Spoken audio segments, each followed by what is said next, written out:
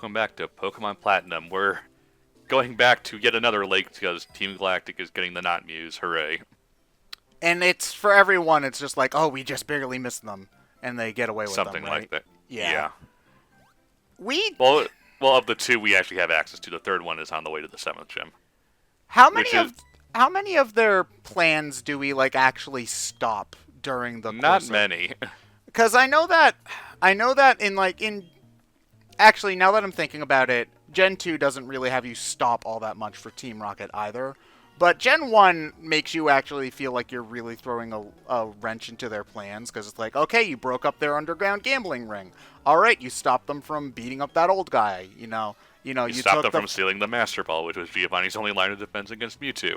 But I mean, it's more like it was even before that where, because I always felt that their kind of like takeover of Saffron City was always like their big plan.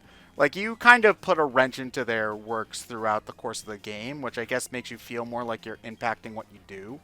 Whereas I feel this isn't just a Pokemon problem, for the record. This is a problem with many poorly written RPGs where you're a silent protagonist, but because you're a silent protagonist and they want to have a character who's fighting the good fight, an actual character, you're just a silent protagonist tagging along on someone else's story.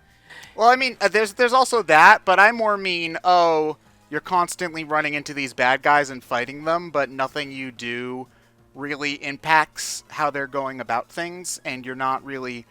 Your presence doesn't change stuff until the very end, where it's just like, okay, you beat them, Like, does that make sense? Because there are many games... I guess it's not just RPGs either, now that I think about it, but there are many games where it's just like, okay...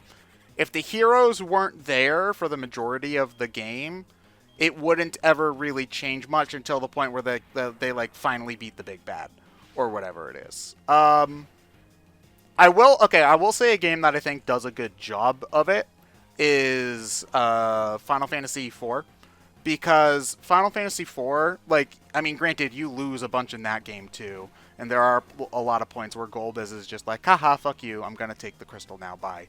9's pretty good about that kind of stuff as well. Which game? Final Fantasy 9.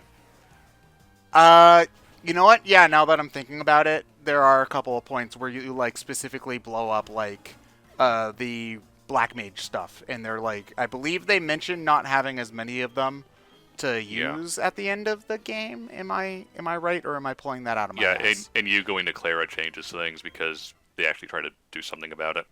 Yeah. So I do appreciate... I appreciate it because I appreciate it when you feel like an active participant, I guess is the thing, rather than just tagging along in the adventure. Your actions have an impact on what is going on, rather than it just being, we fought some mooks in this one place, and oh no, they have less mooks out of an indeterminate number of mooks. You know what? I guess I can give Gen 3 some credit here, too. You actually do a decent job of stopping Magma and Aqua over the course of that game. Because, shame their plan is stupid as well, but whatever. I mean, yeah, but if we're talking about just, how do we impact their plans, I guess you could argue that us stopping their volcano plan was what caused them to go... full into, their backup mode of, summoning Groudon or Kyogre to, make the rain or sun happen. Because they were just, at first it was I need to summon this blue Pokemon. I'll take the red orb. Oh, God. You want to know what's actually funny, though? Is, the way Pokemon is coded is very silly sometimes. They have... Oh, no, the 3DS games are coded so fucking terribly. But the thing is that because there's so much transfers between the games, they keep many of the old key items in the code just in case something weird happens. So, they have key items from Gen 3 and 4 in Gen 5, even though they're never used. It's just a backup or, just leftover code or whatever. In Gen 3, I believe you're given an item that's immediately taken away from you by either not Roxy, that's the gym leader, by the Magma or Aqua heads. And even though you never get the chance to open up your menu and see it, you technically do get that item into your inventory for a very, very limited amount of time. Wait. Yeah, well, why would they bother programming the item into existence? Because Game Freak is stupid. And because of that, that specific item is also in all of the later games. Yeah. And it has like text descriptions and everything. It might have been planned to be like in your inventory for longer and taken away later or something. I don't know. There's a million reasons. That's the more likely explanation, but still. Game Freak are just fucking idiots. It's oh still... no! Have you heard how they encrypt and de-encrypt stuff for like the 3DS games? No. They look up. They have to look up and close each individual aspect of a Pokemon separately when they generate it. What? The analogy I've been told. So like when they want to look up what's the typing, what Pokemon is it? What's its move pool? What's its gender? What's its IVs and stuff? They have to look and re-encrypt everything separately, over and over and over again whenever they have to access it. So wait, the analogy I've been told is basically imagine you're trying to cook something. So you get out a cookbook, you take the cookbook out, you open to the page for the recipe, you look at the first step, you do the first step, you close the book, you put the book back on the shelf. To go to the next step, you take the book off the shelf, you open it back up, and repeat ad nauseum until it's done. That's so inefficient. It's also going to result in a very badly cooked meal because you mistime everything. But I mean, it's just like I don't get why they couldn't just look up the Pokemon and then have that stuff. That's what everyone asks them, and they don't seem to care. I mean, granted, I don't know anything about coding. Like, I mean, part of it probably has to do with them running on code that originated back on the Game Boy Advance, now that I think about it. Because possibly, regardless, it's just kind of really silly how they do things when people finally got into the games. I just kind of...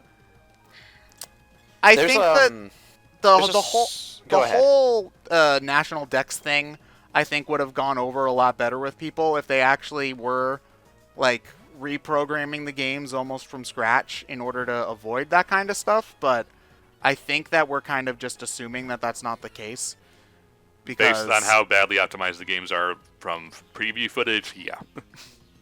Yeah, I mean, they...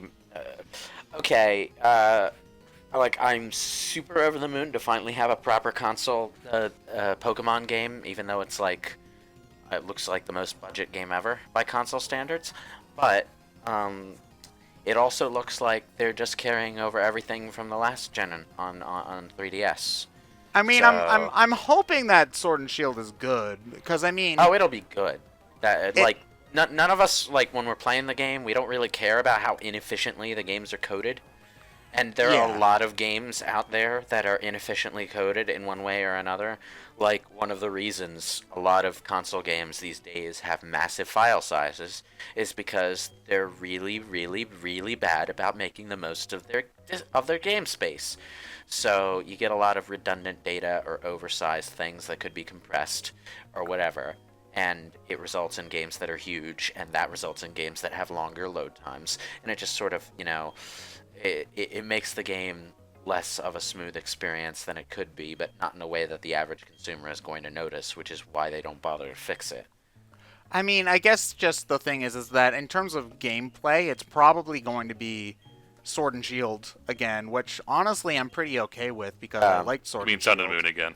Did I? Oh my god, I did it again. I'm bad. We played Sword and Shield already? Man, that was quick. I mean, haven't you played a Pokemon game before? But Tish. You're not wrong is the thing. Yeah, but basically, like, I mean, the game's gonna play fine and will probably be enjoyable. I guess part of why people got so upset is just because they're kind of fed up with a lot of the typical stuff that happens with Game Freak, I suppose. Like I said, the National Dex was the straw that broke the camel's back, not the soul. Yeah, yeah. It's just, at the end of the day, Pokemon is a game that brings in major money, so we kind of expect it to have more craftsmanship in its development. Instead, like, we're how many generations in, and the game is still held together by Scotch tape and rubber bands. So... Well, instead of having at least the top three in a top three most profitable media enterprises in the world, Game Freak decides it's better to just split their workforce, so half of it can work on town, the other half can work on, this thing that makes all their money. I hope town ends up being good. Cause based on Game Freak's track record post Pokemon Gen 1, I'm not counting on it. I mean, I'm gonna hope. Granted, at the very least, RPGs are something that they're used to making. I'm sorry, so, town? That's true. Yeah, it's a working title, but yes, it is called Town. It's a kind of a Harvest Moon Rune Factory sort of thing. Oh. From what I could gather, they haven't shown it From off what little since- we know about it, they've showed it like once. It was like a Nintendo Direct probably more than half a year ago. So I think it was at some point last year. Huh. yeah. So it looked kind of like RPG with a lot of like town building and Yeah. The thing is, we live in a world where Rune Factory actually exists. So if you're going to make a game like that, it has to be well put together and memorable. So I'm interested to see how they're going to manage that, if they manage it at all.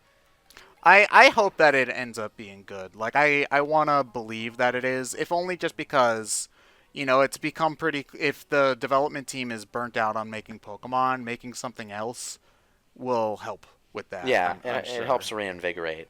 And developers who get stuck on one franchise for ages and ages tend to feel pretty strong burnout. Take Yuji Naka, for example, who got stuck on production role for Sonic the Hedgehog for ages and ages, and eventually just left because between being stuck on the same concept for ages and the corporate fuckery behind it, it just wasn't happening. It's he's nowhere near the celebrity status he used to be, but he's probably a lot happier now. What the hell? Oh, because Winter this is snow. round. Oh god, I remember hating this part because this has the deep snow that you can't run in, right? You can't run in. It has hail, so you're constantly getting pelted by the weather. And you can't use the bike either. Oh Yeah, god, and it's so freaking hard to see when the snow actually starts really coming down closer to the top of the route. For an RPG like this, conceptually, a route like this is a really good idea, or a good sounding idea, because this is like the kind of stuff you'd have to deal with on a world trekking adventure. The mountain where Gandalf yells it's Saruman and stuff. But like, in practice, it looks really fucking awkward, and we haven't even started the route properly. It's just, the problem is we're still on this level of graphical fidelity, which means, yeah, it's a snow route. Visually, it's just, white. It's also another problem is that this is a game that already has issues with being slow paced, and the pace has only gotten slower because it's the route where there's heavy snow and you can't walk where you want to walk and stuff like that. So it's just not an enjoyable area. So just for the love of God, get a fly Pokemon, or at the very least a Pokemon that. Or a fly HM slave or whatever, just so that you can skip this route every time. Yeah, you only have to go through it the one time, Or when you go back for the specific Pokemon it has. You can leave immediately. Yeah. Yeah. I like the idea, because this kind of situation is something that would have made a really good episode, and probably already has made several really good episodes in the Pokemon anime. Yeah, there's the one where Ash is trapped in the cave and all the Pokemon hug him to warm him up and stuff. Yeah, that was touching. I remember that now that you mention it. Why does he have anyone other than Charmander out? Well, you don't want to rely solely on Charmander in a cold environment, because if that flame on his tail goes out, he's dead. I mean, he can just make a fire and then he's good. It's not that hard. The flame on the tail can't go out, otherwise he dies. Oh, no, but I mean, like, he just gets some wood and then makes, like, a normal-ass fire. Oh, yeah. He'll be fine. But you don't want to rely solely on Charmander, because he has to stay warm, too. Well, I mean, what's Bulbasaur gonna do, alright? Like... Be the firewood? I don't know. Oh, that got dark.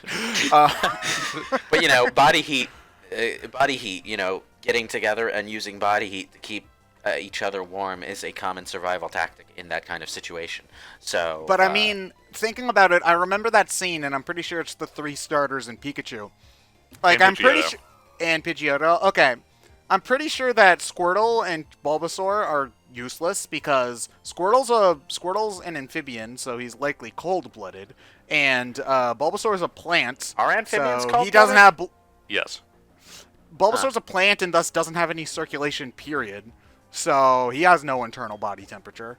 So you've got Pidgeotto, Pikachu, and Charmander. So make a fire and go around the fire. God damn it. Arnold Schwarzenegger as Mr. Freeze is truly the gift that keeps on giving. You know, I mean, we bitch a lot about how terrible that movie was, but we've gotten a lot out of it. I mean, it is pretty bad, all things considered. Yeah, but, you know, it's good value, is what I'm saying. I'm not saying it hasn't contributed to society, because it has. You know, like, it's been a useful movie. It's just still very, very bad. It's a movie that I'm sure many YouTubers who do movie reviews are glad exists, because, you know, when you're having a boring month and there's nothing interesting in theaters, you can just go back and do a Batman and Robin retrospective on how bad it was, and people will eat it up, and that's your ad revenue for the month. I mean, honestly, Batman and Robin hasn't been done all that much. Like, I mean, at least not recently. So it's not overdone in the same Well, way. everyone's done it already. Is Yeah, the thing. Yeah, but you see, this is also YouTube, where if people are done doing something, they'll just do it again. No, You know, we've done that. we don't know. Things don't go out of fashion. They just go into hibernation. Just wait another 2 years, and people will be doing Sonic 06 every other day. Again. I mean... 11th anniversary, 11th anniversary. Can we not? You know we're going to have to redo it at some point. I mean, no, we don't. We don't have to. There's no law. I actually would like to redo the Sonic 06 commentary, because, like, I know some of our older fans really like that commentary. For some reason, I can never fathom, but, like, I want to redo it, because I didn't talk about half the stuff that you can talk about in that game, and the jokes were really tasteless. So It's almost like it was 2009 YouTube humor, you know, and everybody well, yeah, was like that. but, like, in 2000, if I could go back in time to 2009, I would want to punch myself. I mean, so we all want to punch our 2009 selves, so yeah, you know, Yeah. it's normal. I'm just saying it's okay to hate your 2009 self, because I mean, granted, like, weren't you technically a teenager when you were doing that? Because early 20s at least, right? I was 19, so 19, yeah. So I mean, everything that you do when you're a teenager is terrible. You know, like I think about, you know, what the YouTube videos that I did when I was like really, really young, because I started doing that stuff when I was like 15, and they're awful. And I've deleted most of them off of my channel, so you can't find them anymore. Ha ha ha. Wayback Ha, ha, ha, Machine. ha. No, oh no, please don't. All right, my frail ego can only handle so much.